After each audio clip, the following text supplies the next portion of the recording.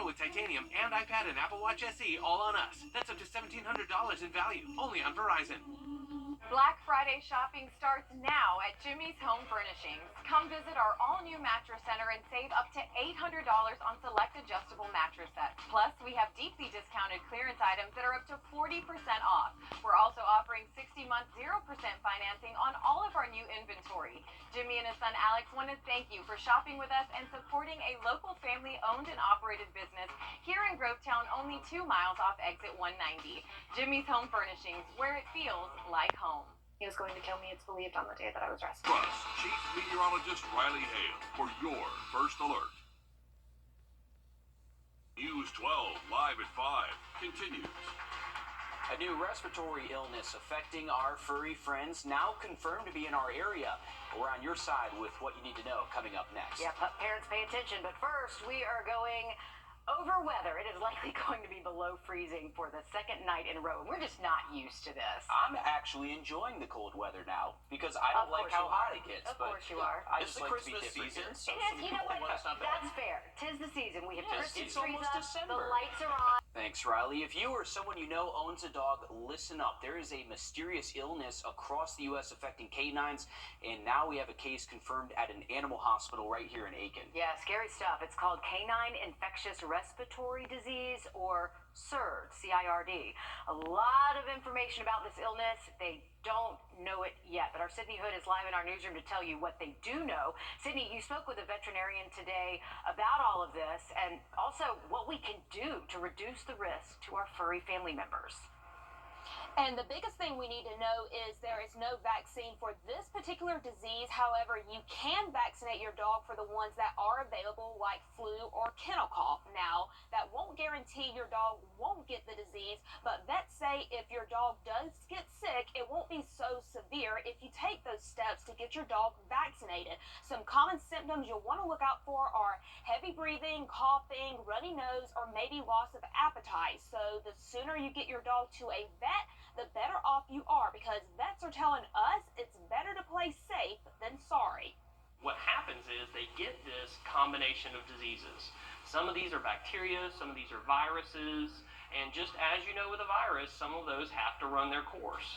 But with those viruses, it weakens your immune system, and by weakening your immune system, it allows secondary bacteria to seed in those lungs and become very fatal. And that is the problem with this disease, is that secondary infection of beating down the immune system.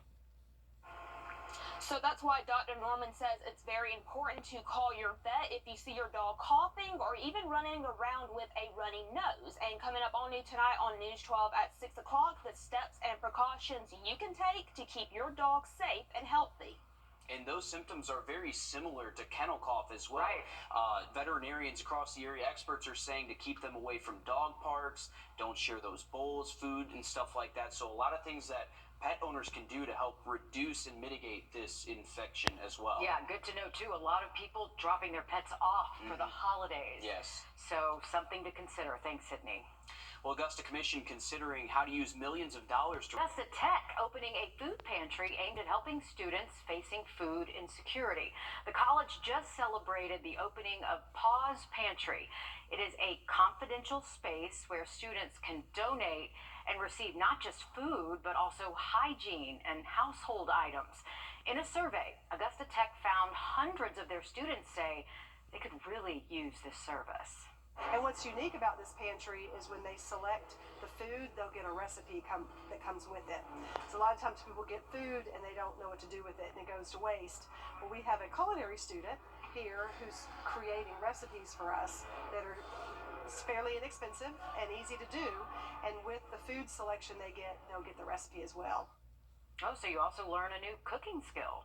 The Pause Pantry service is run by both students and staff.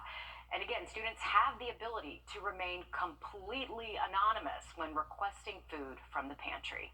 Georgia lawmakers are trying to redraw the state's district maps to determining where you vote and how you vote. A federal judge ruled the current maps violate the Federal Voting Rights Act. Our State House reporter Abby Kasora shows us how tensions between Democrats and Republicans are really heating up.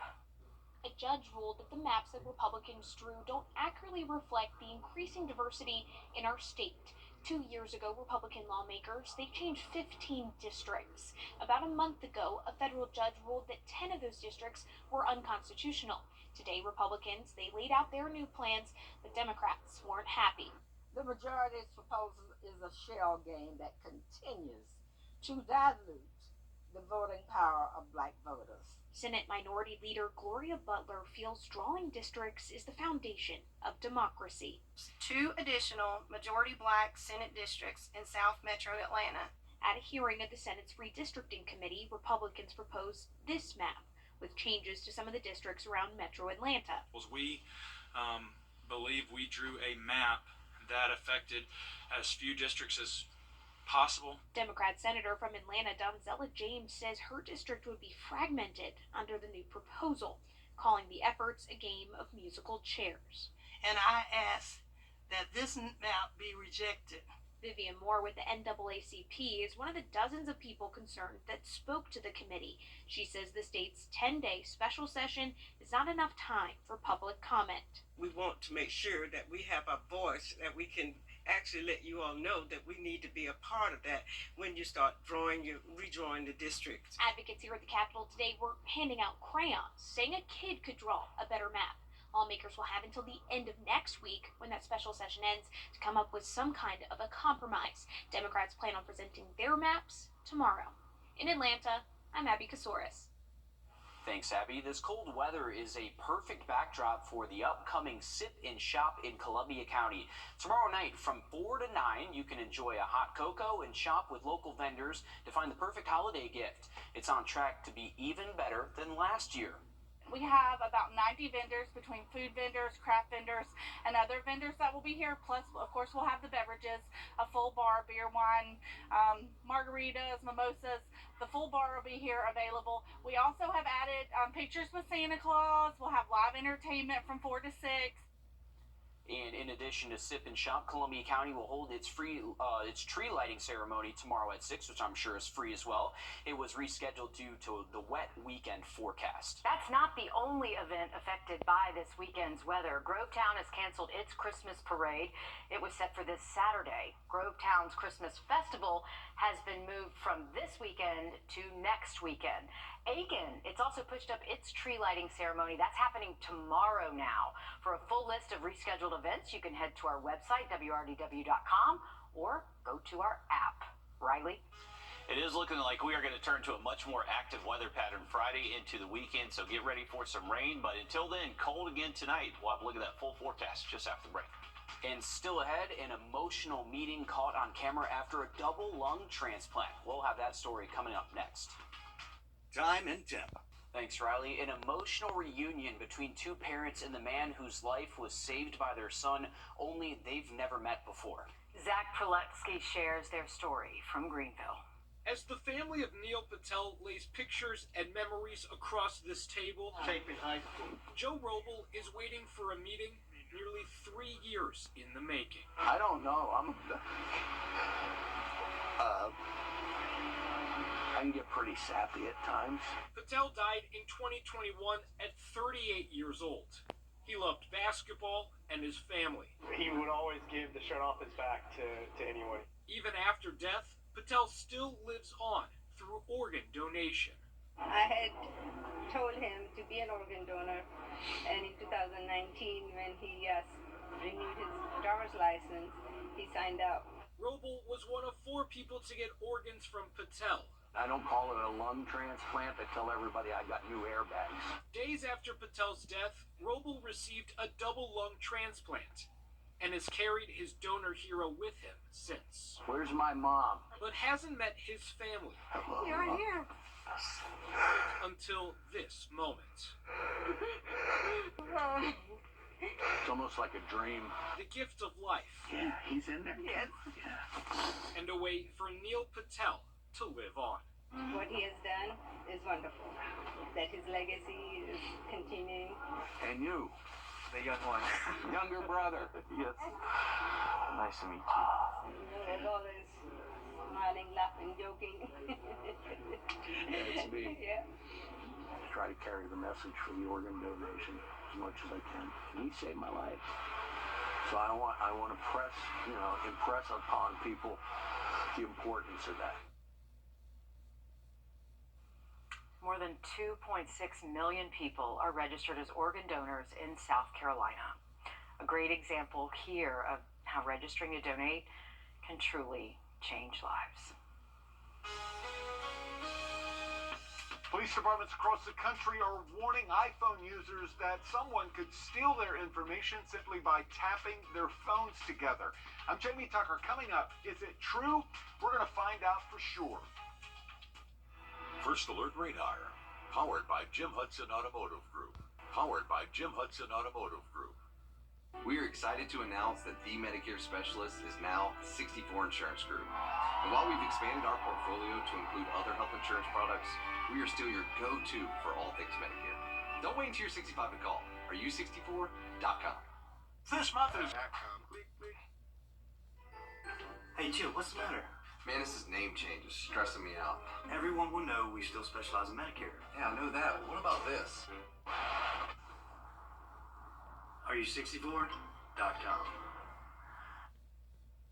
Law enforcement agencies across the country are warning iPhone users that their private information can be stolen by bad actors. And it can be done by simply tapping two iPhones together thanks to a new iOS update. Our consumer tech reporter Jamie Tucker explains. What the Tech, sponsored by Augusta Preparatory Day School. Name Drop is a neat little feature that allows one iPhone user to share contact information, photos, videos with another iPhone by simply tapping the phones together like that. I've shown how this works before. You simply tap the phones together. Almost immediately, both phones vibrate and get a pop-up notification that information is being shared with another phone. But police departments are warning people to turn off Name Drop immediately, saying a stranger could tap their phone with yours and put your information at risk. Well, quickly, some tech media outlets reported there isn't anything to worry about. So I tested it. With the default settings, Apple says the phone will only share information with someone already in your contacts.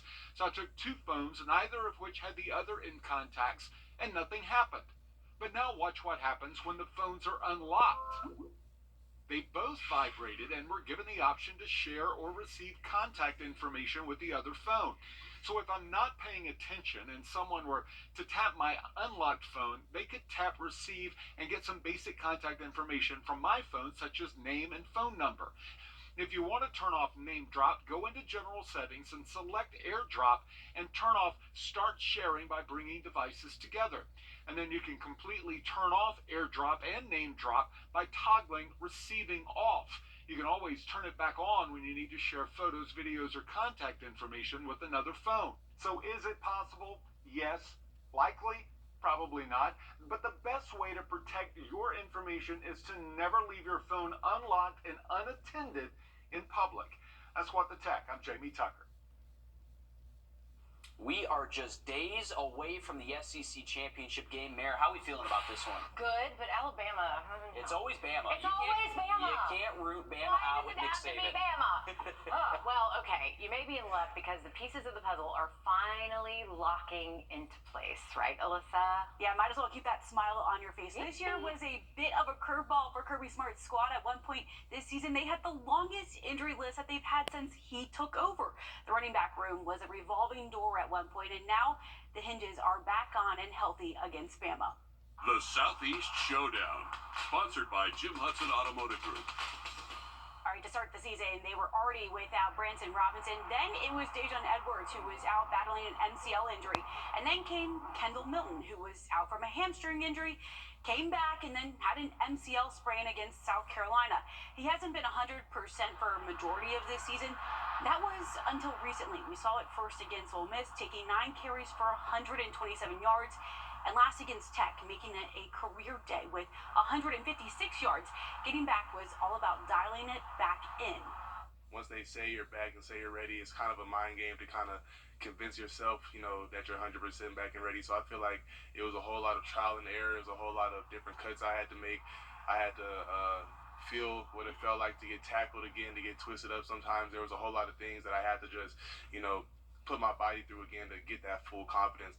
It seems like it paid off. Both Milton and Edwards have combined for over 1,400 yards this season of the team's 2,200. The question is, will they be able to find the holes against Bama? The Tide gave up 224 yards on the ground against Auburn. We'll be right back after this. This month it's Yes Memory. All right, the Greenville Zoo is asking for your help to name its newest colobus monkey. The baby was born almost a year ago at the zoo. So they have, look at the cutie patootie. There are these names to choose from: Darwin, Jimmy U, Theodore, and Terrence. I think it may be Theodore. Yeah. There was Jimmy U, so. Well, I've got Theodore right here, but well, then there we go. You can vote on the Greenville Zoo's website through December 12th. So far, Theodore is winning the vote by a large margin, with Terrence in last place. He does kind of look like a Theodore. He does look like a you Theodore, call him not a Teddy, Terrence. like a little teddy bear. Some fun facts for you too. They can live up to 20 years. They don't have thumbs either. Interesting. Native to Africa as well. Did not know that. Endangered and not often seen in the wild anymore. So wow, I was about to say special. I have not seen a monkey that looks like that before. Neither So have I. Pretty cool. Nor without thumbs either. And Theodore, you can do Theo. You said Teddy. A bunch of good options with Theodore. I like the name. Yeah, good one there. Hey, we got mostly clear skies at the moment. Live look outside of our building here. We are going to see just a few high-level clouds move in tonight, but take a look at our temperature. We've already dropped off to 41 degrees. We just dropped about 13 degrees in an hour once that sun went away, so temperatures are falling quick, folks. Definitely built. It's still 45 in Thompson and Edgefield. We'll hang on to dry weather again tomorrow, but be prepared for some rain late into the day Friday, and unfortunately for that weekend outlook. All right, thanks, Riley. Stick with us. We have more news, weather, and sports coming up after a short break on News 12 at 6 o'clock.